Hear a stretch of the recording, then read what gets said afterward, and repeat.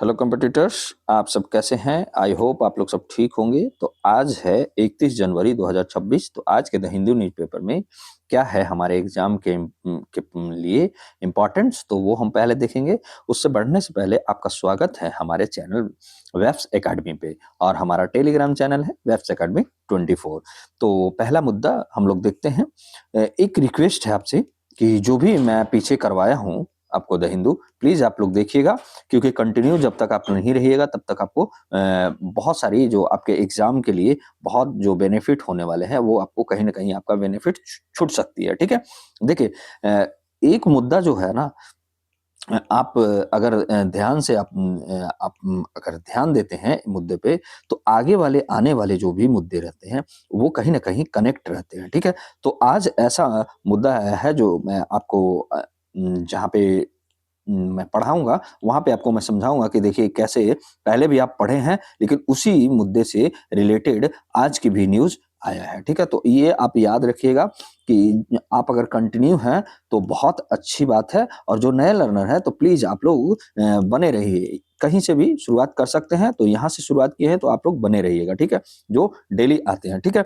और हमारा एक छोटा-सा मुहिम है 1K का सब्सक्राइबर का, तो प्लीज़ आप लोग जल्दी से जल्दी सब्सक्राइब कीजिए और बेल आइकन को दबा के रखिए, और लाइक जरूर कीजिए यार। लाइक कमेंट कुछ भी नहीं करते हैं आप लोग, तो प्लीज आप लोग लाइक कमेंट जरूर किया कीजिए, अपनी फीडबैक जरूर दिया कीजिए, और आपको क्या आपकी मांग है वो भी आप बताइए।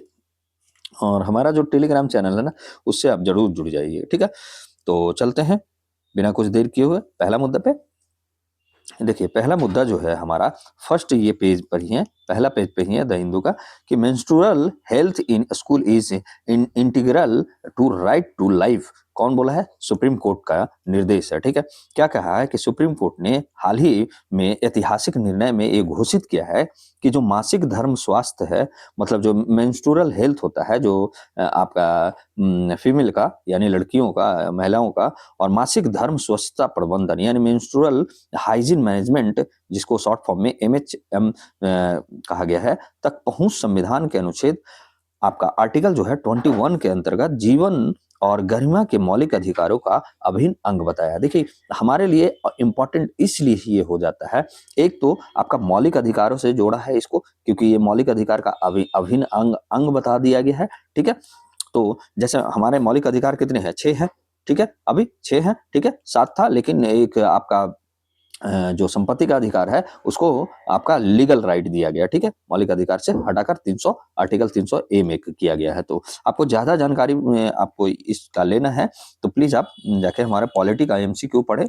आप वहां से पूरा मैंने डिटेल करवा रखा है, उसका प्ले लिस्ट भी है। ठीक है, तो यहाँ पे क्या है कि ये जो है ना आपका मेंस्ट्रुअल जो हेल्थ आता है, जो मासिक धर्म आता है आपका हर महीने में, महिलाओं का, फीमेल का, जो भी होती हैं लड़कियों का, तो उनको और क्या है, मासिक धर्म स्वच्छता प्रबंधन जो है तक पहुंच क्या कहला गया है, संविधान के अनुच्छेद आर्टिकल आपका 21 के अंतर्गत जीवन और गरिमा के मौलिक अधिकारों का अभिन्न अंग बताया है। किसने? सुप्रीम कोर्ट ने। ये फैसला जो लिया है जया ठाकुर द्वारा, मतलब एक जया ठाकुर थे, वो क्या किए थे, PIL दायर किए थे, यानी आपका पब्लिक इंटरेस्ट लिटिगेशन डाले थे, यानी दायर किए थे जनहित याचिका पर, ये सुनाया गया। ठीक है, और न्यायालय की प्रमुख टिप्पणियां थोड़ा सा हम लोग देखते हैं कि क्या टिप्पणियां दिया है न्यायालय ने। तो ये देखिए, जो आपका जस्टिस JB पारदीवाला और R महादेवन की पीठ ने स्पष्ट किया है कि पहला क्या क्या कहा है कि गरिमा कोई अमूर्त अवधारणा नहीं है। जैसे अमूर्त अवधारणा नहीं है, ठीक है, गरिमा कोई अमूर्त अवधारणा नहीं है, बल्कि क्या है, यह उन परिस्थितियों से जुड़ी है जिनमें व्यक्ति बिना अपमान, बहिष्कार, अनावश्यक पीड़ा के जीवन जी सके। तो आप लोग ध्यान से, आप लोग आज के मुद्दा बहुत ध्यान से देखिएगा। ठीक है, क्या कहा है? गरिमा कोई अमूर्त अवधारणा नहीं है, बल्कि यह उन परिस्थितियों से जुड़ी है जिनमें व्यक्ति बिना अपमान, बहिष्कार और अनावश्यक पीड़ा से के जीवन जी सके। ओके, और क्या कहा है कि मासिक धर्म के दौरान स्वच्छ सुविधाओं का अभाव किशोरियों को क्या करेगा? ये किसका टिप्पणी है? आपका सुप्रीम कोर्ट का टिप्पणी है। क्या कह रहा है कि मासिक धर्म के दौरान स्वच्छ सुविधाओं के अभाव में किशोरियों को क्या है, सामाजिक कलंक स्टिग्मा, ठीक है, रूढ़िवादिता, स्टेरियोटाइपिंग, ठीक है, मानसिक और शारीरिक अपमान का शिकार बनाता है। जैसे सुविधा अगर नहीं रहता है, स्वच्छ सुविधा नहीं रहता है, तो लोग सामाजिक एक कलंक भी माना जाता है, ठीक है। रूढ़िवादी लोग जो इसके ऊपर मानसिक और शारीरिक अपमान का शिकार भी कभी न कभी ये किशोरियां अनुभव करते हैं, और ये कहीं न कहीं हमारे लिए चुनौती भी है, ठीक है। सुरक्षित आपका मेंस्ट्रुअल हेल्थ मैनेजमेंट सुविधाओं की कमी से छात्राएं क्या हो जाती है, स्कूल से अनुपस्थित रहती है। मतलब जिस समय उनका मेंस्ट्रुअल पीरियड जो रहता है, वो मतलब 4 या 5 दिन का जो रहता है, उस समय स्कूल में वो प्रेजेंट होते ही नहीं है, स्कूल ही आना बंद कर देते हैं, ठीक है। या क्या करते हैं, असुरक्षित तरीकों को अपनाने के लिए मजबूर होते थे। जैसे उनके पास जो पैड होता है, वो पैड का यूज अगर नहीं होता है उनके पास, तो कहीं न कहीं असुरक्षित तरीकों को भी वो अपनाने के लिए मजबूर होते हैं, ठीक है। अब क्या है कि इस पे शिक्षा और लैंगिक समानता पर क्या प्रभाव पड़ेगा इससे, तो न्यायालय ने कहा है कि मासिक धर्म जो है, गरीबी, मेंस्ट्रुअल पॉवर्टी आपका बालिकाओं के शिक्षा अधिकार, आर्टिकल जो 20A को गंभीर रूप से प्रभावित करती है, ठीक है। कैसे करती है, क्योंकि जब ये मेंस्ट्रुअल पॉवर्टी रहता है, तो क्या होता है, बालिकाओं के शिक्षा के अधिकार को गंभीर रूप से प्रभावित, उनके पास अगर सुविधा नहीं हो पाता है, वो गरीब हैं, तो वो एक पैड भी नहीं खरीद पाएंगे, जिसके कारण वो स्कूल नहीं आते हैं, जिससे क्या होगा, उनका शिक्षा बाधित होगा। तो कहीं ना कहीं शिक्षा का अधिकार जो है, कहीं ना कहीं आर्टिकल 21 का ये गंभीर रूप से प्रभावित करेगा, यानी उल्लंघन हो रहा है। यही स्थिति उन्हें पुरुष छात्रों तथा उन छात्रों से असमान बनाती है जो सैनिटरी उत्पाद खरीदने में सक्षम है। यानी जो गरीब अमीर अमीर जो फीमेल है, वो तो अपना खरीद लेते होंगे, ठीक है, लेकिन गरीब बालिकाओं नहीं खरीद पाते हैं, तो कहीं ना कहीं पुरुष से भी उनका मतलब असमानता बढ़ता है। और उन छात्रों से जो मतलब छात्राओं से जो खरीद पाते हैं सैनिटरी उत्पाद, तो असमानता बढ़ता है। तो ये कहीं ना कहीं है, क्या है कि स्तुति आपका गरिमा और उनके जो शिक्षा के अधिकार को भी हनन करता है। प्राथमिक और माध्यमिक शिक्षा में बाधा के दीर्घकालिक और गंभीर जो परिणाम होता है इसका, देखिए, प्राथमिक और माध्यमिक शिक्षा में बाधा का ये दीर्घकालिक और गंभीर परिणाम भी है, क्या, मेंस्ट्रुअल पॉवर्टी। ओके, आगे चलते हैं। देखिए, इसका संवैधानिक आयाम क्या है, कॉन्स्टिट्यूशनल डायमेंशन हम लोग थोड़ा देखते हैं। देखिए, आर्टिकल 21 क्या कह रहा है कि जीवन और व्यक्तिगत स्वतंत्रता, गरिमा के साथ स्वच्छता और शिक्षा से जुड़े विस्तृत अधिकार प्रदान करता है। कौन, आर्टिकल 21। ओके, और ये क्या करता है, निजता और शारीरिक स्वायत्तता भी प्रदान करता है। तो इसमें क्या है कि जो मेंस्ट्रुअल हेल्थ मैनेजमेंट है सुविधाओं की कमी को क्या है, निजता के अधिकार, शारीरिक स्वायत्तता यानी बॉडीली ऑटोनॉमी का उल्लंघन माना गया है। तो इस निर्णय में ये जो है मेंस्ट्रुअल हेल्थ मैनेजमेंट की अगर कमी आती है, तो ये कहीं न कहीं निजता का अधिकार का हनन कर रहा है, शारीरिक स्वायत्तता का सुलंघन कर रहा है, और ये कहाँ से जोड़ा है, आपका आर्टिकल 21 से। तो ये भी आप याद रखिएगा। सुप्रीम कोर्ट के जो सुप्रीम कोर्ट है, उनका निर्देश क्या आया है कि सभी राज्य सरकारों और केंद्र शासित प्रदेशों को निर्देश दिया गया है कि हर स्कूल में, सरकारी हो या निजी हो या शहरी हो या ग्रामीण हो, ये क्या करें, कार्यशील रहें, लैंगिक जो पृथक है, जेंडर सेग्रेटेड शौचालय उपलब्ध कराएं, अलग अलग, मतलब आपका मेल के लिए अलग और फीमेल के लिए अलग शौचालय उपलब्ध कराना आवश्यक कर दिया है। ऑक्सो बायोडिग्रेडेबल जो सैनिटरी नैपकिन भी आप प्रदान करवाएं, जैसे निःशुल्क उपलब्ध कराया जाए, ठीक है। तो ये भी आप याद रखिए, ऑक्सो जो बायोडिग्रेडेबल सैनिटरी नैपकिन है, वो निःशुल्क आप उपलब्ध कराएं, और प्राथमिकता से शौचालय परिसर में ये आपको मतलब जो नैपकिन है ना, सैनिटरी नैपकिन, वो आप उपलब्ध कराइए, ठीक है। सैनिटरी नैपकिन वेंडिंग मशीन भी क्या है, सभी विद्यालयों में स्थापित किया जाए, ये ऐसा क्या है, सुप्रीम कोर्ट का डायरेक्ट मतलब निर्देश दिया है, ठीक है, डायरेक्शन दिया गया है। तो ये आप याद रखिएगा, ठीक है। इसको निजता के अधिकार से जोड़ा गया है, और कहीं ना कहीं ये गरिमापूर्ण जीवन जीने के और शिक्षा के अधिकार का भी उल्लंघन करता है। तो इसी पे मतलब सुप्रीम कोर्ट का निर्देश जारी किया गया है कि ये सब होना चाहिए। शासन और नीति के लिए महत्व क्या है, गवर्नेंस सिग्निफिकेंस क्या है, तो यह निर्णय जो है आपका स्वास्थ्य, शिक्षा और लैंगिक न्याय के समन्वय को दर्शा रहा है। कहीं ना कहीं क्या स्वास्थ्य है, शिक्षा है, ये लैंगिक न्याय को भी एक साथ समन्वय मतलब एक साथ जो आपको दर्शा रहा है। ठीक है। और ये जो है राष्ट्रीय शिक्षा नीति जो है आपका 2020 का, और बेटी बचाओ और बेटी पढ़ाओ जैसे कार्यक्रम को संवैधानिक बल प्रदान करता है। ठीक है। और हमारा सस्टेनेबल डेवलपमेंट गोल जो है, थर्ड जो है स्वास्थ्य से संबंधित है, और 4 जो है शिक्षा से, और 5 जो है लैंगिक समानता से ये सीधा संबंध रख रहा है। ठीक है। तो ये आपको अचीव करने में भी कहीं ना कहीं ये जो सुप्रीम कोर्ट का निर्णय आया है, तो कहीं ना कहीं ये अचीव करने में हमारा अहम योगदान निभाएगा। ओके।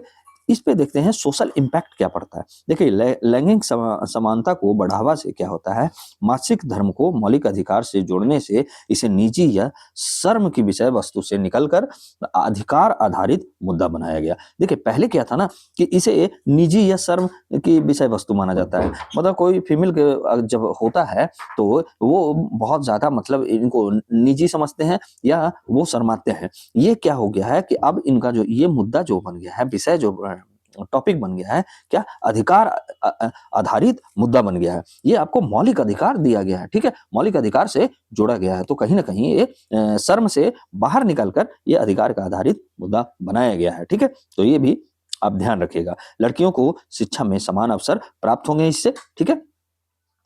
अब क्या है यहाँ पे देखिए, थोड़ा सा जूम कर लेता हूँ। शिक्षा में इससे क्या होगा, भागीदारी भी बढ़ेगा। सैनिटरी सुविधाओं की उपलब्धता से क्या होगा, छात्रों की अनुपस्थिति जो होता था, मतलब जो प्रेजेंटेशन में कमी आता था, वो कहीं ना कहीं अब प्रेजेंट हो गए, और प्रेजेंट दर में मतलब वृद्धि आएगा, यानी अनुपस्थिति दर में आपका कमी आएगा, और ड्रॉप आउट दर में भी गिरावट आएगी। पहले ड्रॉप आउट कर लेते थे, मतलब ये जब से स्टार्ट हो जाता था फीमेल का किसी जिनका, तो पहले के जो समाज ऐसा बना हुआ था कि ड्रॉप आउट करवा दिया जाता था, मतलब स्कूल से ही नाम कटवा कर वो निकल जाते थे।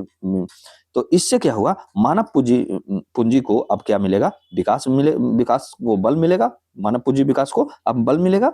और क्या होगा, स्वास्थ्य और स्वच्छता में सुधार भी आएगा। ठीक है। स्वास्थ्य हेल्थ एंड आपका सैनिटरी में क्या होगा, सुधार आएगा। असुरक्षित तरीकों से होने वाले जो संक्रमण होते थे, प्रजनन स्वास्थ्य में समस्याओं में अब क्या आएगा, कमी आएगी इससे। ठीक है।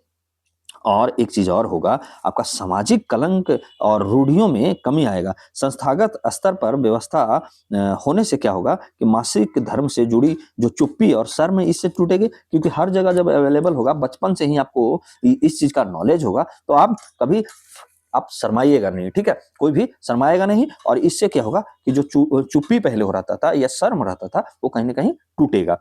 ठीक है। समुदाय स्तर पर व्यवहार परिवर्तन को बढ़ावा मिलेगा, और गरिमा और आत्मविश्वास में भी इससे वृद्धि होगी। बालिकाएं बिना अपमान और भय के विद्यालय में उपस्थित हो सकेंगी, जो अभी तक मतलब कहीं ना कहीं ये क्या होता था कि भय होता था, अपमान मानते थे बालिकाएं, तो ये कहीं ना कहीं आपको ये आपका विद्यालय में उपस्थित हो सकेंगे। शारीरिक स्वास्थ्यता और निजता का सम्मान सुनिश्चित होगा। तो ये भी आप याद रखिएगा। ओके। यहाँ पे थोड़ा सा है ना कि आपको कि प्रशासनिक चुनौतियां आ सकती है। क्या आ सकती है कि वित्तीय संसाधनों की उपलब्धता में सभी सरकारी और निजी विद्यालयों में वेंडिंग मशीन, निःशुल्क सैनिटरी नैपकिन के लिए पर्याप्त बजट सुनिश्चित करना चुनौतीपूर्ण है। ठीक है। क्रियान्वयन में क्षेत्रीय असमानताएं, जैसे ग्रामीण हो गया, आदिवासी और दूर दराज क्षेत्रों में आधारभूत जो आपका इंफ्रास्ट्रक्चर ढांचे का मतलब जो है कमी आएगा। लॉजिस्टिक समस्या भी है वहां पे, तो ये कहीं ना कहीं चुनौती बन सकता है प्रशासनिक में। और निजी विद्यालयों की जवाबदेही, जैसे निजी प्रबंधन वाले स्कूलों में निर्देशों का पालन की निगरानी कठिन हो सकती है। नियामक तंत्र को मजबूत करने की आवश्यकता भी जरूरी है। ठीक है। आवश्यकता है मतलब, और क्या है, रख रखाव और आपका सत्यता में आपका कहीं ना कहीं शौचालय और वेंडिंग मशीनों का नियमित रख रखाव, सैनिटरी पैड की निरंतरता आपूर्ति सुनिश्चित करना प्रशासन के लिए चुनौती बन सकता है। और कचरा प्रबंधन जैसे हो गया, सैनिटरी वेस्ट डिस्पोजल जो हो गया, ऑक्सो बायोडिग्रेडेबल नैपकिन के बावजूद भी सुरक्षित निस्तारण जो आपका तंत्र का अभाव है, पर्यावरणीय और स्वास्थ्य जोखिम भी बढ़ सकता है। सामाजिक मानसिकता और जागरूकता भी इससे कहीं ना कहीं ये कमी है। तो केवल मतलब सामाजिक मानसिकता और जागरूकता क्या देता है, केवल सुविधाएं पर्याप्त नहीं है, आपको सामाजिक मानसिकता और जागरूकता भी आपको कहीं न कहीं फैलाने की ज़रूरी है। मानसिकता भी आपको ब्रॉड करना पड़ेगा और जागरूकता भी फैलाना पड़ेगा। शिक्षकों और अभिभावकों को और छात्रों में व्यवहार परिवर्तन, संचार आपका बिहेवियरल जो चेंजर लाने संचार की आवश्यक पड़ेगी और बहुविभागीय समन्वय की भी ज़रूरत पड़ेगा, जैसे शिक्षा, स्वास्थ्य, महिलाएँ एवं बाल विकास, पंचायती राज विभागों के बीच भी समन्वय की आवश्यकता है। समन्वय की अभी यहाँ पे कमी है, जिससे क्या प्रभावी जो क्रियान्वयन है, उसमें कहीं न कहीं आपका बाधक हो सकती है, तो ये भी आप ध्यान दीजिएगा। इसकी आगे का राह क्या हो सकता है, मतलब वे फॉरवर्ड क्या है, आगे की राह मतलब बता। तो पहला जो है ना, अधिकार आधारित नीति ढांचा बनाइए। मेंस्ट्रुअल हाइजीन मैनेजमेंट को क्या कहे, राष्ट्रीय शिक्षा नीति से स्कूल स्वास्थ्य कार्यक्रम में स्पष्ट अधिकार के रूप में शामिल किया जाए। और क्या करना चाहिए, आपका समर्पित जो है वित्तीय प्रबंधन करवाना चाहिए। दूसरा, समर्पित वित्तीय प्रबंधन हो, जैसे केंद्र और राज्य के बजट में सैनिटरी उत्पाद, शौचालय रख-रखाव, वेंडिंग मशीन के लिए अलग मद सुनिश्चित किया जाए, ठीक है? और क्या करना चाहिए, आपका थर्ड, ये ग्रामीण और वंचित क्षेत्रों पर विशेष फोकस करना चाहिए, जैसे आकांक्षी जिले हो गया, आदिवासी और दूरस्थ क्षेत्रों में मोबाइल आपका मेंस्ट्रुअल हेल्थ मैनेजमेंट यूनिट स्थापित करना चाहिए। स्थानीय स्वयं जो सहायता समूह होता है, सेल्फ हेल्प ग्रुप की भागीदारी को भी बढ़ाने की आवश्यकता है, ठीक है? और यहाँ पे क्या होगा, एक चीज़ और होगा कि मतलब निजी फोर्थ में क्या कह रहा है, आपका निजी विद्यालयों के लिए सख्त नियामक तंत्र की भी आवश्यकता है और आपका जैसे मान्यता एफिलिएशन को एमएचएम मानकों से जोड़ा जाए, नियमित निरीक्षण और दंडात्मक प्रावधान भी किया जाए।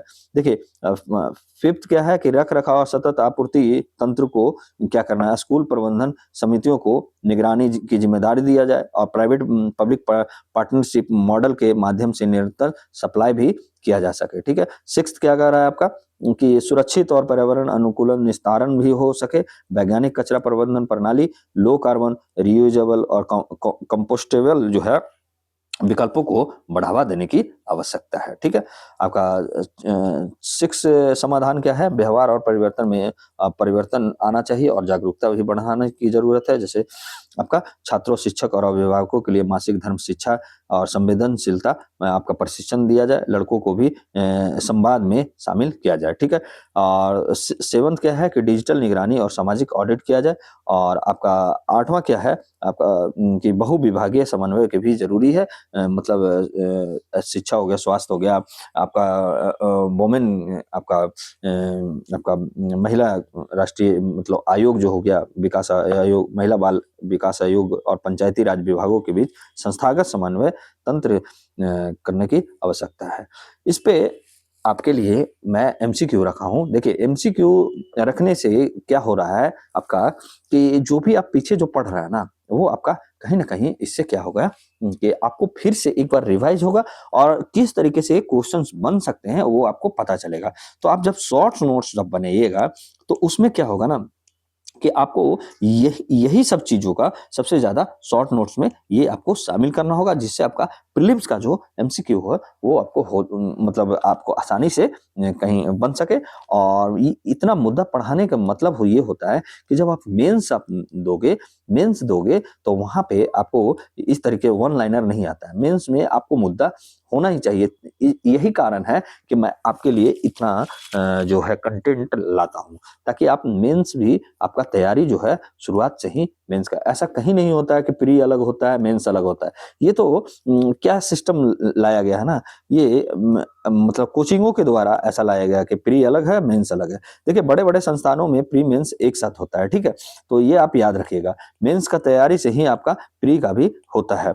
बस कुछ चीजें हैं कि जैसे आपका करंट अफेयर्स हो गए, वो मतलब अलग मुद्दा है और बाकी वहाँ पे जब आप प्री मेंस आप देखिए जब मैं फाउंडेशन बैच जब मैं लाऊंगा तो मैं आपका प्री प्लस मेंस ही लाऊंगा। लाऊंगा। ऐसा नहीं है कि प्री अलग लाया और मेंस अलग लाया, मेरा वैसा नहीं रहेगा, ये आप याद रखिएगा। आपको जो भी बच्चे मेरे साथ जुड़ेंगे प्री, ये नहीं कि सिर्फ प्री के लिए पढ़ें, ऐसा कहीं नहीं है, ठीक है। प्री वाले तो मतलब क्या आपको प्री में पढ़ाएगा, जब आपका मान लिया ठीक है प्री आपका निकल गया, मेंस के लिए फिर आप आओगे, तो जब तक आप मुझे टाइम नहीं दोगे, आप अपना समय नहीं दोगे, तो मैं आपको प्री और मेंस कैसे तैयार करवाऊंगा, नहीं करवा पाऊंगा। जो सटीक बातें हैं वो मैं आपको बताता हूँ, ठीक है। मैं ऐसा नहीं है कि आपको बोलूंगा प्री आप ले लीजिए फिर आप मेंस में आइएगा, आप एक साथ प्री मेंस लीजिए ना, आपको पढ़ना ही है ना, पढ़ने के लिए ही आए हो ना, तो पढ़ो। अगर नहीं पढ़ने के लिए आया बस कि हाँ फॉर्म निकला है, फॉर्म में डाल दिया और बस एग्जाम में बैठ गया, और घर में बोल दिया कि चलो प्री का क्लास लिया हूँ और यहाँ से मैं तैयारी किया हूँ, तो ऐसा थोड़ी होता है कि देखिए आप लोग कोचिंग संस्थानों का भी मतलब आप कहीं ना कहीं उसका भी उल्लंघन कर रहे हैं, क्योंकि आप पूरी तरीका से जब किसी को टाइम नहीं देते हैं, तब तक आपका कैसे कोई चीज सफल हो सकता है, नहीं सफल हो सकता है। देखिए आप अगर कोई भी कार्य करते हैं, ठीक है, आप खेलने ही जाते हैं, ठीक है, आपको खेलने में मन लगता है, ठीक है, आप क्रिकेट खेलने जाते हैं, तो आप पूरी तरीके से जैसे मान लिया जाए 20 ओवर का मैच होता है, तो 20 ओवर आपको एक तो फील्डिंग करना पड़ता है, ठीक है, और बैटिंग अगर ओपनर है, मान लिया ओपनर है, या आप मतलब 7 डाउन पे उतर रहे हैं या लास्ट में उतर रहे हैं, तो आपको वेट तो करना पड़ता है ना टाइम का, आप अपने पारी का तो वेट कीजिएगा ना, उतना तो टाइम देना ही पड़ेगा। तो इसमें क्यों नहीं आप लोग टाइम देते हैं?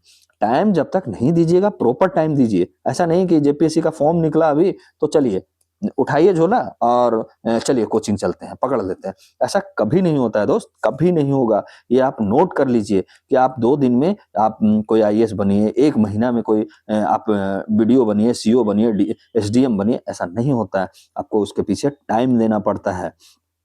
लोगों को देखिए, बहुत लोग तो हैं 2-2 साल 3-3 साल, ठीक है, वो आप टाइम नहीं आप दीजिएगा, तो आप कम से कम आपका पूरे सिलेबस तो कंप्लीट हो। जब तक सिलेबस ही नहीं कंप्लीट होगा, आपको क्या फायदा होगा?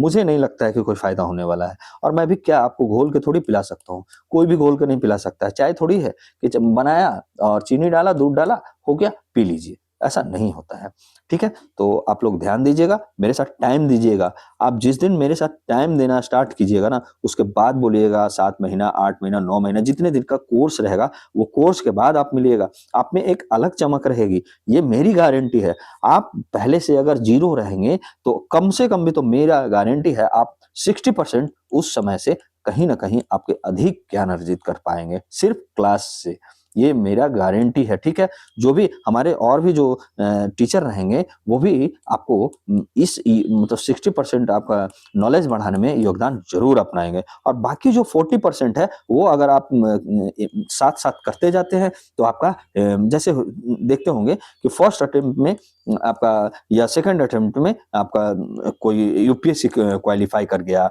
आपका जीपीएससी क्वालिफाई कर गया, आपका बीपीएससी क्वालिफाई कर गया, यूपी पीसीएस कर गया, आपका छत्तीसगढ़ पीसीएस कर गया, उड़ीसा पीसीएस कर गया, तो ये उनका साथ में मतलब जो भी चल रहा है वो मतलब अपना भी एफर्ट लगाते जा रहे हैं, ठीक है। तो मेरा ये क्वेश्चंस लगाने के पीछे वही रीजन होता है कि आप लोग जो शॉर्ट्स नोट्स अगर सही ढंग से पढ़ते होंगे, तो शॉर्ट नोट्स भी आपका यहाँ पे काम आएगा और आपको जानकारी मिलेगा कि किस तरीके से आपका क्वेश्चंस बन सकते हैं। तो सुप्रीम कोर्ट के अनुसार हम लोग क्वेश्चन पे आते हैं, बहुत हो गया, ठीक है। सुप्रीम कोर्ट के अनुसार विद्यालयों में जो मेनिस्ट्रुअल जो हेल्थ मैनेजमेंट है, सुविधाओं की कमी किस अधिकार का उल्लंघन करता है? तो निजता का अधिकार, शारीरिक स्वायत्तता, और ये संपत्ति का अधिकार नहीं करता है, यानी 1-2 ही मेरा सही है। तो ये ऑप्शन नंबर ए, केवल 1 और 2, ओके। अगला प्रश्न क्या कह रहा है हमारा कि न्यायालय ने मेंस्ट्रुअल पॉवर्टी को किससे जोड़ा है? तो किससे जोड़ा है? शिक्षा और गरिमा के अधिकार से। तो ऑप्शन नंबर सी हमारा सही हो जाएगा। देखिए आपके लिए मेंस का क्वेश्चन लगा हुआ है और हमारा चैट बॉक्स भी खुला हुआ है, तो वहां पे भी आप डाल सकते हैं जाके वेब्स एकेडमी 24 पे, ठीक है, वेब्स एकेडमी 24 पे आप जाके वहां पे आप डाल सकते हैं। आज से मतलब बहुत दिनों से खोल रखा हूँ, ठीक है। पहले मुझे याद नहीं था कि ये टेक्निकल जो टीम है वो खोले हैं या नहीं खोले हैं, लेकिन ये खोल रखे हैं, ठीक है। स्वास्थ्य और शिक्षा तक समान पहुंच को जीवन के अधिकार का अभिन्न अंग मानते हुए हालिया सुप्रीम कोर्ट के निर्णय के आलोक में विद्यालयों में मासिक धर्म स्वच्छता प्रबंधन, जो जिसको इंग्लिश में बोला जाता है मेंस्ट्रुअल हेल्थ मैनेजमेंट के महत्वों की विवेचना कीजिए और सामाजिक प्रभाव और प्रशासनिक चुनौतियों पर भी चर्चा कीजिए। ये आपको 150 वर्ड में आपको लिखना है और हमारा टेलीग्राम चैनल है वेब्स एकेडमी एकेडमी, ठीक है, 24। तो इस पे आप भेज सकते हैं, ठीक है। और आप सब्सक्राइब, जो भी नए लर्नर है प्लीज आप लोग सब्सक्राइब कर लीजिएगा और बेल आइकन को दबा लीजिएगा। और जो भी आपके फैमिली मेंबर भी हैं, जो भी हैं आपके भाई बहन पढ़ने वाले, उनको भी ये बताइएगा और उनसे भी सब्सक्राइब जरूर करवाइएगा। 1000 का हमारा मुहिम है, तो प्लीज यार, हमें भी मोटिवेशन मिलता है आप लोग के सब्सक्राइब करने से। ओके, अगला मुद्दा पे पढ़ते हैं कि stem cell therapy cannot be order as a clinical service for autism. Supreme court का ये ऑर्डर है, ठीक है। क्या कहा है सुप्रीम कोर्ट ने हाल ही में एक महत्वपूर्ण निर्णय में स्पष्ट किया है कि ऑटिज्म स्पेक्ट्रम डिसऑर्डर, जिसको एएसडी बोला जाता है, ठीक है, के उपचार के लिए स्टेम सेल थेरेपी को क्लिनिकल सेवा के रूप में तब तक प्रदान नहीं किया जा सकता जब तक वह अनुमोदित और निगरानी युक्त जो आपका क्लिनिकल ट्रायल या शोध व्यवस्था का हिस्सा न हो। यानी सिंपल ये कहा गया, जो ऑटिज्म में आपका स्पेक्ट्रम डिसऑर्डर है, उसके लिए उपचार में क्या किया जाता था कि सेल थेरेपी का उपयोग किया जाता था। तो सुप्रीम कोर्ट ने कहा है ना कि जब तक वह अनुमोदित और निगरानी युक्त क्लिनिकल ट्रायल या शोध व्यवस्था का हिस्सा न बन पाता है, तब तक ये क्या करेगा, आपका जो स्टेम सेल थेरेपी इसमें उपयोग नहीं किया जाएगा, किसमें, ऑटिज्म स्पेक्ट्रम डिसऑर्डर में, ठीक है। यह फैसला न्यायमूर्ति जेबी पारदीवाला और आर महादेवन की पीठ द्वारा सुनाया गया है।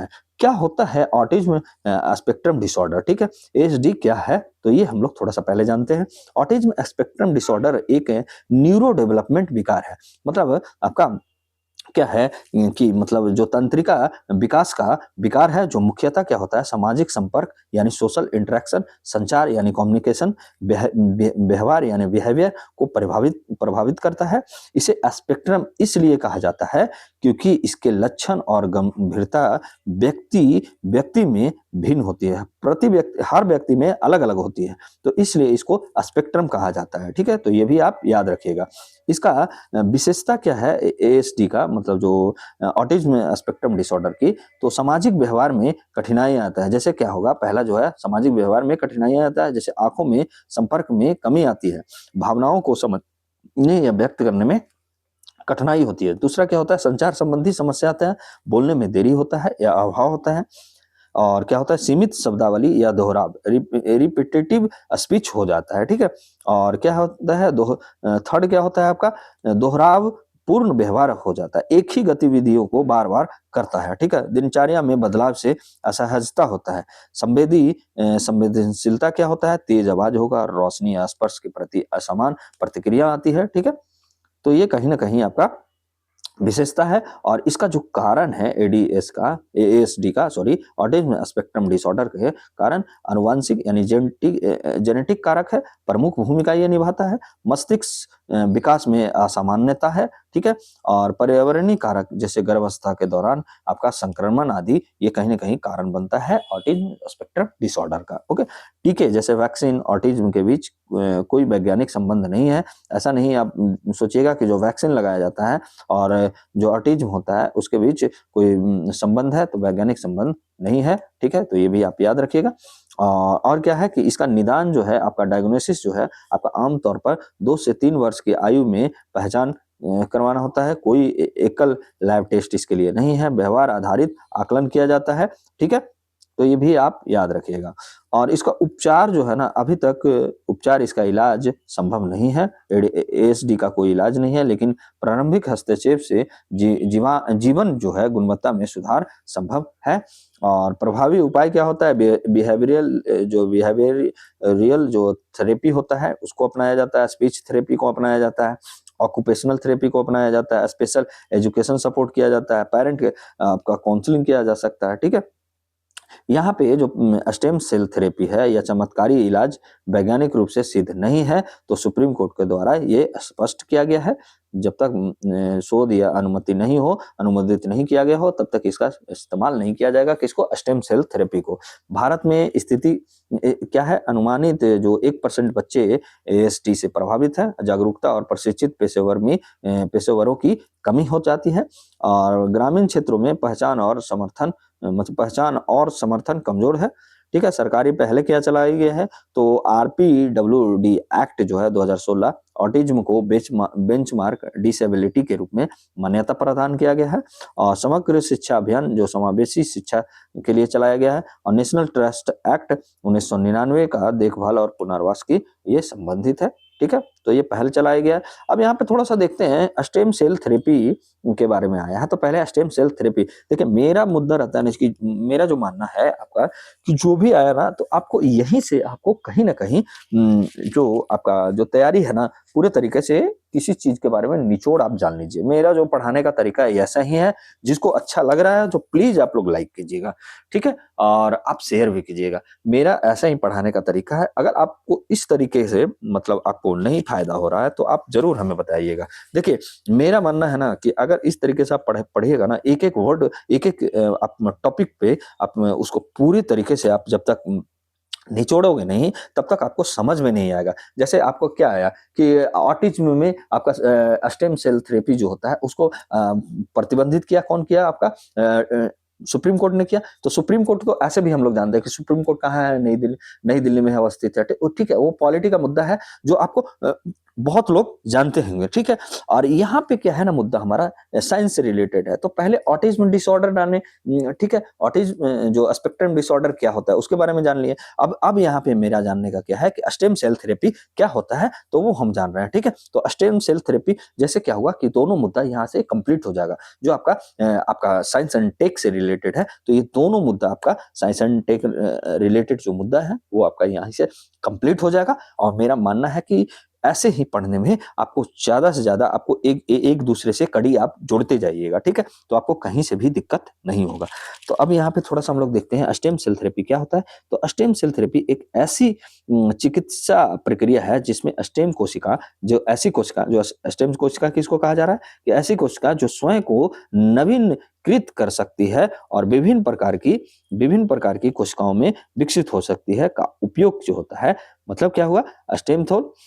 तो जो स्टेम कोशिका का परिभाषा क्या हो गया, यहाँ पे देख लीजिए। स्टेम कोशिका का जो परिभाषा हो गया यहाँ से है। ठीक है, ये ऐसी कोशिकाएं जो स्वयं को नवीनीकृत कर सकती है और विभिन्न प्रकार की कोशिकाओं में विकसित हो सकती है। तो यही स्टेम कोशिका का उपयोग ऊतकों की मरम्मत और प्रतिस्थापन या पुनर्जनन के लिए किया जाता है। उसी को कहा जाता है स्टेम सेल थेरेपी। तो ये आप याद रखिएगा कि मतलब क्या हो गया यहाँ पे, जो स्टेम सेल थेरेपी का क्या हो गया कि आपका ऐसी चिकित्सा प्रक्रिया जिसमें स्टेम कोशिकाओं का उपयोग किया जाता है ताकि क्या होगा, ऊतकों की मरम्मत की जाए, प्रतिस्थापन किया जाए और पुनर्जनन के लिए किया जाता होगा। ठीक है, तो ये आप याद रखिएगा, स्टेम सेल थेरेपी इसी को कहा जाता है। स्टेम कोशिकाओं का जो प्रकार होता है, स्टेम कोशिका किसको कहा जाता है? जो कोशिका स्वयं को नवीनीकृत कर सकती है और विभिन्न प्रकार की कोशिकाओं को विकसित कर सकती है, तो उसी को कहा जाता है स्टेम कोशिकाएं।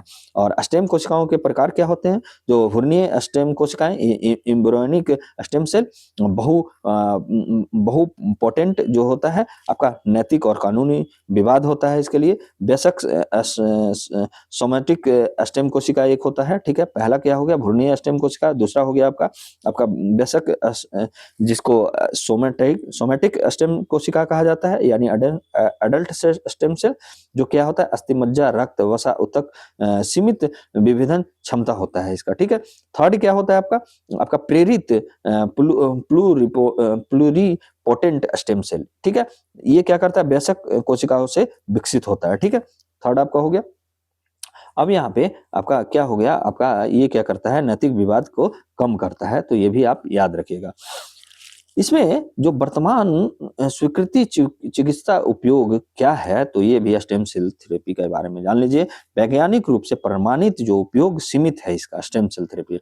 जैसे क्या हो, बोन मैरो जो ट्रांसप्लांट किया जाता है, जैसे ल्यूकेमिया हो गया, लिम्फोमा हो गया, इसमें ये बोन मैरो ट्रांसप्लांट में ये उपयोग किया जा सकता है। कुछ रक्त विकार जैसे थैलेसीमिया में भी इसका किया जाता है। प्रतिरक्षा संबंधी रोग में भी, अधिकांश अन्य रोग में उपयोग अभी इसका एक्सपेरिमेंटल यानी प्रयोगात्मक अवस्था में है, इसलिए मतलब सुप्रीम कोर्ट अभी इस पे रोक लगाया है एएचडी में, ठीक है। और विवादास्पद और अप्रमाणित उपयोग किसमें है? ऑटिज्म स्पेक्ट्रम डिसऑर्डर में, जो सुप्रीम कोर्ट को नहीं लगा है। सेरेब्रल जो आपका पाल्सी है उसमें, स्पाइनल कॉर्ड इंजरी अधिकांश मामलों में, ठीक है। एंटी एजिंग और चमत्कारी इलाज के दावे में रोक लगाया। सुप्रीम कोर्ट के अनुसार कहा क्या कहा जा रहा है तो 2025 के अनुसार कि ऑटिज्म स्पेक्ट्रम डिसऑर्डर में स्टेम सेल थेरेपी को क्लिनिकल सेवा के रूप में नहीं दिया जा सकता है, केवल अनुमोदित क्लिनिकल ट्रायल में ही ये अनुमति है। मतलब आपका सेवा के मतलब अभी ये ट्रायल में ही इसका मतलब है अनुमति है, ठीक है। ओके, इसमें जोखिम और चुनौतियां क्या है होती है तो वैज्ञानिक अनिश्चितता है, ठीक है। पहला क्या है? वैज्ञानिक अनिश्चितता है, जिससे क्या होगा? प्रभावशीलता और सुरक्षा पर अपर्याप्त डाटा है। स्वास्थ्य जोखिम भी हो सकता है, ट्यूमर बनने का खतरा हो सकता है, संक्रमण इम्यून रिएक्शन भी हो सकता है। इसका नैतिक मुद्दा जो बन सकता है, भ्रूणीय स्टेम कोशिका का उपयोग झूठी आशा और रोगी को शोषण किया जा सकता है, आर्थिक शोषण होगा, महंगे बिना गारंटी वाले इलाज हो जाते हैं, ठीक है। तो ये भी आप याद रखिएगा। पहला क्या है? वैज्ञानिक अनिश्चितता जो होता है ये क्या करता है? प्रभावशीलता और सुरक्षा को अपर्याप्त डेटा है जिसके कारण वैज्ञानिक अनिश्चितता है। दूसरा क्या होगा? स्वास्थ्य जोखिम हो सकता है, ट्यूमर बनने का खतरा भी होता है, ठीक है। और संक्रमण इम्यून रिएक्शन भी कर सकता है। थर्ड क्या होगा? आपका नैतिक मुद्दा, जैसे भ्रूणीय स्टेम कोशिकाओं का उपयोग झूठी आशा और रोगियों को शोषण किया जा सकता है। आपका फोर्थ क्या होगा? कि आर्थिक शोषण होगा, जैसे जिससे क्या होगा कि महंगे आपको ये आपका बहुत ज्यादा प्राइस में होगा, बिना गारंटी वाले ये इलाज है, तो ये आर्थिक शोषण भी बन सकता है। संवैधानिक पहलू जो और नैतिक पहलू क्या है? आर्टिकल 21 क्या कह रहा है कि सुरक्षित और प्रमाण आधारित चिकित्सा हो, गरिमा और जीवन का अधिकार। देखिए आज आर्टिकल 21 का ना बहुत देखिए फर्स्ट मुद्दा भी हम लोग देखें, मेंस्ट्रुअल जो पॉवर्टी और आपका मेंस्ट्रुअल हेल्थ मैनेजमेंट को जोड़ा गया है, तो ये भी आप याद रखिएगा और इसे भी जोड़ा गया है आपका, ठीक है। और यहाँ पे मेडिकल एथिक्स क्या है कि बेनिफिशेंस और नॉन मेलिफिसेंट इन्फॉर्म कंसेंट हो गया, एविडेंस बेस्ड प्रैक्टिस हो गया, तो ये कहीं ना कहीं मेडिकल एथिक्स का भी मुद्दा ये बनता है। न्यायालय के प्रमुख टिप्पणियां अब हम लोग देखते हैं, जैसे हम लोग cell therapy, stem cell therapy जान गए हैं, ऑटिज्म डिसऑर्डर जान गए हैं, तो अब देखते हैं कि ये न्यायालय ने क्या टिप्पणी दिया है। तो इसके टिप्पणी के बारे में, वैज्ञानिक का साक्ष्य का अभाव है जिसके कारण क्या है कि एएसडी के उपचार में स्टेम सेल थेरेपी की प्रभावशीलता, एफिकेसी, ठीक है, और सुरक्षा पर स्थापित जो वैज्ञानिक प्रमाणों का अभी तक क्या है? अभाव है। इस कारण यह चिकित्सा पद्धति रीजनेबल स्टैंडर्ड ऑफ केयर पर खरा नहीं उतरती है, इसलिए इसको उल्लंघन माना गया है। सूचित सहमति यानी इन्फॉर्म्ड कंसेंट का उल्लंघन माना जाता है। न्यायालय ने कहा कि डॉक्टरों के पास अभी पर्याप्त वैज्ञानिक जानकारी नहीं है, इसलिए वो मरीजों को पूर्ण और सत्य सूचना नहीं दे सकता है। तो ये दे सकते हैं, ये कहीं ना कहीं न्यायालय द्वारा कहा गया। और रोगी स्वायत्तता की सीमा भी बताया। सहमति रोगी की स्वायत्तता का माध्यम है, लेकिन इसे वैज्ञानिक रूप से अप्रमाणित और नैतिक रूप से अस्वीकार प्रक्रिया की मांग के अधिकार में नहीं बदला जा सकता है। ये आपका इथिक्स का मुद्दा जो GS4 जो है, आप जो भी तैयारी कर रहे हैं यूपीएससी के, तो GS4 का मुद्दा बहुत अच्छे से बनता है और कहीं ना कहीं आपका GS3 का भी मुद्दा बनता है, साइंस एंड टेक का, ठीक है। सरकार की निष्क्रियता पर आलोचना किया। कोर्ट ने केंद्र सरकार की आलोचना की उसने ऐसे क्लिनिक को पर प्रभावी कार्रवाई नहीं की है जो आपका ऑटिज्म आपका स्पेक्ट्रम डिसऑर्डर के लिए स्टेम सेल थेरेपी का इलाज या चमत्कारी इलाज के रूप में प्रचारित कर रहा है, ठीक है। इससे अभिभावक भारी आर्थिक बोझ उठाने को मजबूर हुए हैं, ठीक है। तो ये न्यायालय द्वारा कहा गया है और सुप्रीम कोर्ट का निर्देश भी दिया गया है। देखिए ये डायरेक्शन क्या दिया गया है, नियामक प्राधिकरण का गठन हो। केंद्र सरकार को कहा है कि स्टेम सेल अनुसंधान और उपयोग के लिए समर्पित नियामक प्राधिकरण हो स्थापित करने का क्या है, निर्देश दिया है। और दूसरा क्या दिया है कि क्लिनिकल सेवा के रूप में निषेध हो। माता पिता या अभिभावक जो है स्टेम सेल थेरेपी को क्लिनिकल सेवा के रूप में मांग नहीं कर सकते हैं। यह केवल जो होगा ना आपका ये केवल जो होगा स्वीकृत निगरानी युक्त और शोध ढांचे में ही ये संभव हो सकते हैं। तो ये भी आप याद रखिएगा। और थर्ड क्या कहा है कि नए ड्रग्स और क्लिनिकल ट्रायल जो 2019 ट्रायल नियम जो 2019 का है, कोर्ट ने माना है कि आपका ऑटिज्म स्पेक्ट्रम डिसऑर्डर में स्टेम सेल थेरेपी का प्रचार new drugs and clinical trials rules 2019 का उल्लंघन है। ठीक है, तो ये सुप्रीम कोर्ट ने कह दिया है। ठीक है, अब इसका गवर्नेंस सिग्निफिकेंस क्या है, यानी शासन और नीति संबंधी महत्व क्या है। तो निर्णय क्या है, निर्णय बोल रहा है कि झूठे इलाज और चिकित्सा शोषण पर ये रोक लगाता है, एविडेंस बेस्ड हेल्थ केयर को बढ़ावा देता है, कमजोर वर्गों जैसे विशेष आवश्यकता वाले बच्चों की रक्षा करता है। और यह फैसला जो है राष्ट्रीय स्वास्थ्य नीति बायोमेडिकल रिसर्च गवर्नेंस को और मजबूती प्रदान करता है। तो ये भी आप याद रखिएगा।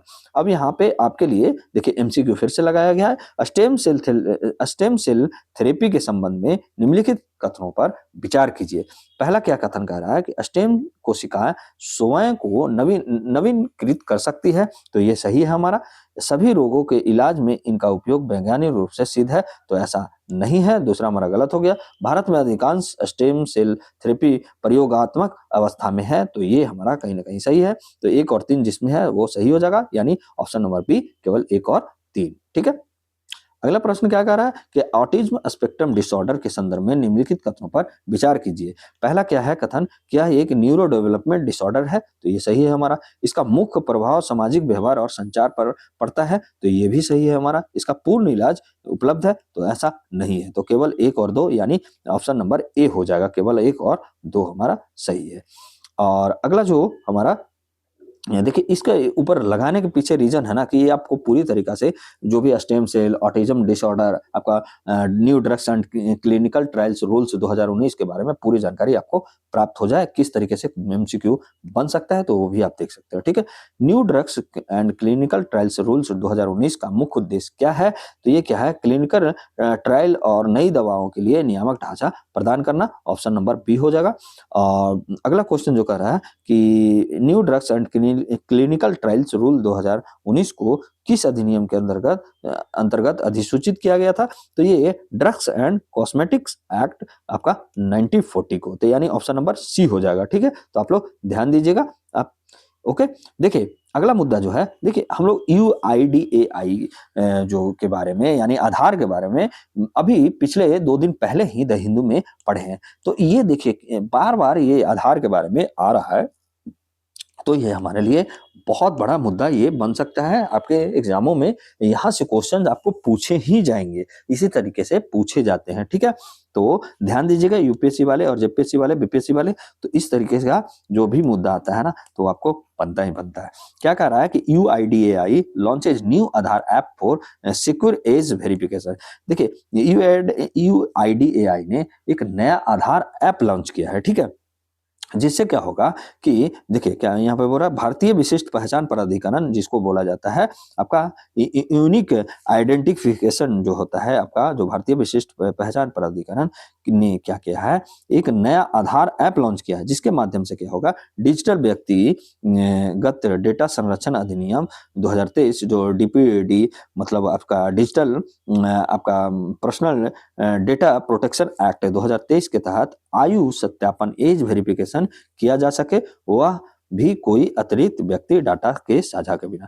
क्या जो ये ऐप रहेगा ना वो आपका किस लिए बना गया है, एज वेरिफिकेशन के लिए, आयु आपका सत्यापन के लिए, जो क्या करेगा बिना आपका कोई भी व्यक्तिगत डाटा आप यहाँ पे बिना डाले हुए आप अपना एज को क्या है कि आप मतलब पहचान किया जा सकता है। इसलिए इसको बनाया गया है। और किस अधिनियम के अंतर्गत बनाया गया है, तो डिजिटल पर्सनल आपका डाटा प्रोटेक्शन एक्ट 2023 के माध्यम से इसको बनाया गया है। और किसके द्वारा बनाया गया है, तो आप याद रखिएगा भारतीय विशिष्ट पहचान प्राधिकरण यानी आपका UIDAI के द्वारा। ठीक है, यहाँ पे ये जानकारी जो है इलेक्ट्रॉनिक्स एंड आईटी मंत्रालय जो है आपका, यानी इंफॉर्मेशन टेक्नोलॉजी मिनिस्ट्री के आपका सचिव जो है एस कृष्णन ने दिया है। ठीक है, तो ये कोई जानना जरूरी नहीं है, लेकिन अगर याद रखते हैं तो छोटे छोटे एग्जाम में इस तरीके से भी पूछा जाता है। ठीक है, ये आपको समझने के लिए लगाया गया है। ठीक है, आपको आगे बढ़ते हैं, इसकी मुख्य विशेषता क्या रहेगा ये ऐप का क्या मुख्य विशेषता। देखिए, इससे क्या होगा कि डाटा मिनिमाइजेशन होगा, यानी डाटा न्यूनतमकरण होगा। ऐप जो ऐप होगा केवल जो यह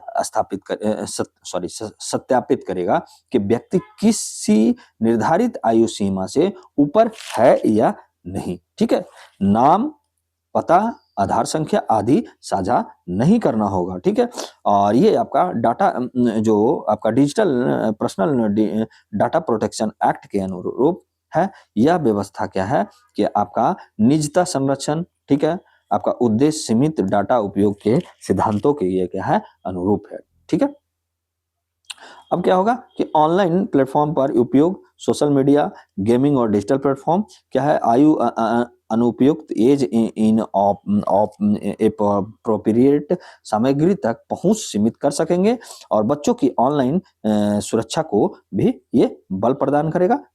ठीक है, इसके लिए किया गया है, इसमें क्या किया गया है ना, देखिए यहाँ पे थोड़ा सा कि एक स्विक स्विक स्विक ठीक है स्विक ठीक है स्विक नियमों में संशोधन किया गया है। क्या है स्विक? सरकार ने Aadhaar authentication for good governance social welfare innovation knowledge rules 2020, ठीक है, इसमें क्या किया गया है, जिसे सामान्यतः क्या कहा जाता है, स्विक रूल्स कहा जाता है। तो ये भी आप याद रखिएगा, इसमें क्या क्या स्विक रूल्स में, यानी Aadhaar authentication for good governance social welfare innovation knowledge rules 2020 यानी स्विक रूल्स में संशोधन किया है। संशोधन का महत्व क्या है कि अब निजी संस्थाएं भी सुरक्षित आधार प्रमाणीकरण यानी सिक्योर आधार ऑथेंटिफिकेशन सेवा प्रदायगी करेगी के लिए अधिकृत होंगे।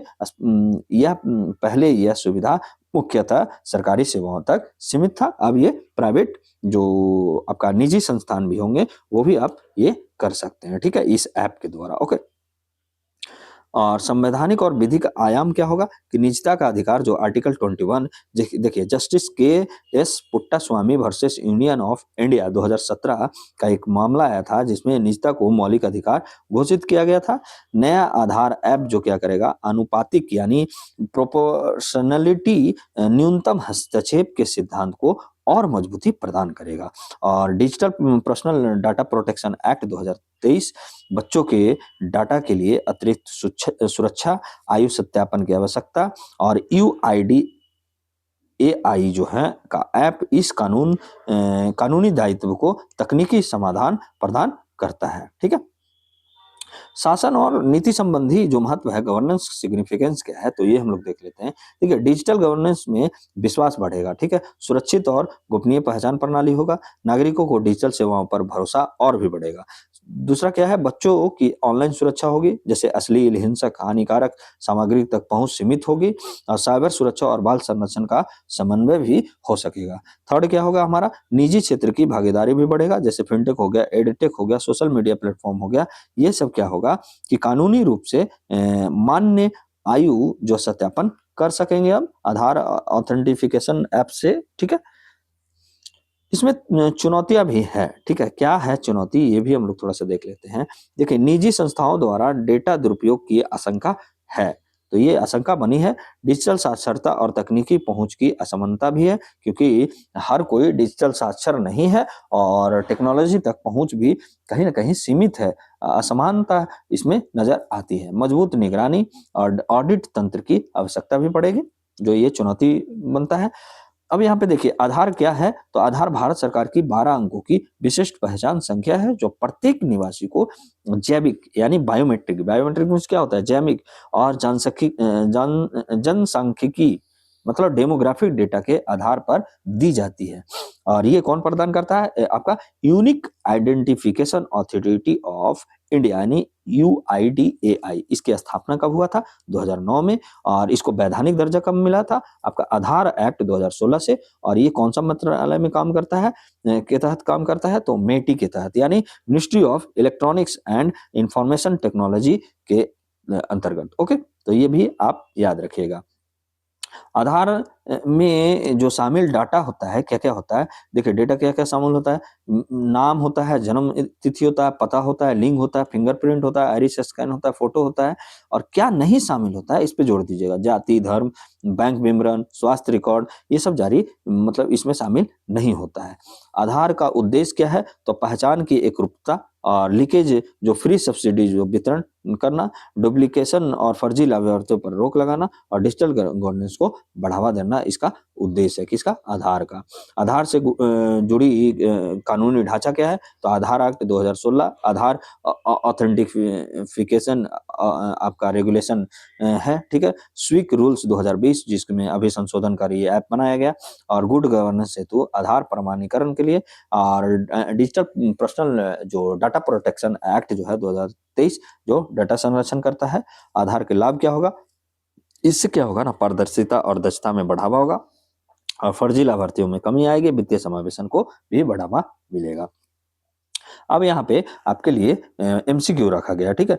एआई द्वारा लॉन्च किए गए नए आधार ऐप का प्रमुख उद्देश्य क्या है? तो इसमें क्या है कि अतिरिक्त व्यक्तिगत डाटा साझा किए बिना आयु सत्यापन करना, यानी ऑप्शन नंबर सी हमारे लिए सही हो जाएगा। अगला जो क्वेश्चन बोल रहा है, क्या नए आधार ऐप किस अधिनियम के प्रावधानों के अनुरूप आयु सत्यापन की सुविधा प्रदान करता है? तो ये कौन सा करता है? आपका डिजिटल पर्सनल डाटा जो प्रोटेक्शन एक्ट है 2023 के तहत। तो ऑप्शन नंबर सी यहाँ पे सही हो जाएगा। इसके जो एक अगला मुद्दा है आपका ग्रीन स्टील के बारे में, ये देखिए क्या है, आपके ऊपर नहीं लगाया गया, लेकिन ये देख लीजिए क्या है कि भारत एक निर्णायक मोड़ पर खड़ा है। कॉप 30 जो हुआ आपका कॉन्फ्रेंस ऑफ पार्टी जो 30 बेलेम में हुआ, जो बेलेम कहाँ है? ब्राजील में। केंद्रीय पर्यावरण मंत्री जो अभी क्या है, भूपेंद्र यादव द्वारा अधिक महत्वाकांक्षी यानी महत्वाकांक्षी नेशनली डिटरमिनेंट कंट्रीब्यूशन यानी एनडीसी जो पेरिस एग्रीमेंट 2015 के तहत ये प्रस्तुत किया गया था, जो प्रस्तुत करने की आपका प्रतिबद्धता ने भारत के लिए अर्थव्यवस्था व्यापी डिकार्बोनाइजेशन का अवसर खोल दिया है। तो ये आपका भूपेंद्र यादव के द्वारा कहा गया है।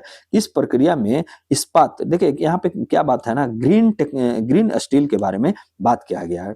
तो यहाँ पे इस प्रक्रिया में इस्पात क्षेत्र सबसे अधिक महत्वपूर्ण और चुनौतीय क्षेत्र बनकर उभरता है। तो ये हम लोग थोड़ा सा देखते हैं। देखिए क्या है ग्रीन स्टील? तो ग्रीन स्टील का अर्थ होता है कम कार्बन या शून्य कार्बन उत्सर्जन वाली इस्पात उत्पादन प्रक्रिया, जो परंपरागत कोयला आधारित ब्लास्ट फर्नेस तकनीक की जगह हरित ऊर्जा, ग्रीन हाइड्रोजन और कार्बन कैप्चर का उपयोग करती है। देखिए स्टील बनाने में क्या होता है ना कि कोयला का उपयोग किया जाता है, इसको मतलब गलाया जाता है तब ये स्टील निकलता है, ठीक है। तो ये क्या आता है, मतलब कोयला का उपयोग, इसी को क्या कहना है ना कि हरित ऊर्जा रिन्यूएबल एनर्जी जो होता है, जैसे ग्रीन हाइड्रोजन हो गया, कार्बन कैप्चर का उपयोग कर कर इसको बनाया जाएगा। तो यही क्या कहलाएगा, जो स्टील बनाया जाएगा उसको ग्रीन स्टील कहा जाएगा। और ये क्या करेगा कि यह भारत की जलवायु रणनीतिक और औद्योगिक डिकार्बोनाइजेशन में अहम भूमिका निभाएगा, ठीक है। तो ये आप ध्यान रखिएगा कि ग्रीन स्टील किसको कहा जाता है, ये भी आप समझ गए होंगे। और इसमें क्या कहा गया कि इस्पात क्षेत्र का महत्व और समस्या क्या है, तो पहले हम देखते हैं कि भारत का इस्पात जो क्षेत्र है बुनियादी ढांचे और औद्योगिक विकास की रीढ़ मानी जाती है। वर्तमान उत्पादन लगभग 125 मिलियन टन प्रति वर्ष आपका उत्पादन किया जाता है। अनुमानित आवश्यकता 2050 तक क्या है कि 400 प्लस मिलियन टन जो है आपका वार्षिक आपका प्रति वर्ष उत्पादन की आवश्यकता है। और वर्तमान में इस्पात क्षेत्र में लगभग 12% कार्बन उत्सर्जन के लिए जिम्मेदार है। तो ये भी पॉइंट याद रखिएगा। मुख्य कारण क्या है, कोयला आधारित ब्लास्ट फर्नेस तकनीक अपनाना। मुख्य द्वंद्व क्या है, विकास बनाम जलवायु लक्ष्य को प्राप्ति करना, ठीक है। आज के जो निवेश हैं या तो भारत को उच्च कार्बन अवसंरचना में लॉक इन कर देगा या फिर हरित औद्योगिकीकरण की ओर ले जाएंगे। ठीक है, तो ये मुख्य द्वंद्व बना हुआ है। वैश्विक परिप्रेक्ष्य और प्रतिस्पर्धा क्या है? देखिए चीन क्या कर रहा है, स्क्रैप स्क्रैप आधारित सेकेंडरी स्टील बना रहा है, ठीक है, ग्रीन हाइड्रोजन में निवेश कर रहा है। और यूरोपीय संघ क्या कर रहा है कि कार्बन बॉर्डर एडजस्टमेंट मैकेनिज्म जैसे आपका टैक्स का उपयोग कर रहा है, उच्च कार्बन स्टील पर सीमा शुल्क लगा रहा है, स्वच्छ उत्पादन ना करने वाले देशों के लिए बाजार के लिए क्या है, देशों के लिए बाजार जोखिम का ये मुद्दा बनता है। ईयरली अर्ली मूवर्स को प्रतिस्पर्धात्मक लाभ मिलेगा और लेटर मूवर्स को निर्यात बाजार खो सकता है। तो ये कहीं ना कहीं आपका वैश्विक परिप्रेक्ष्य में और प्रतिस्पर्धा को आपका उजागर कर रहा है।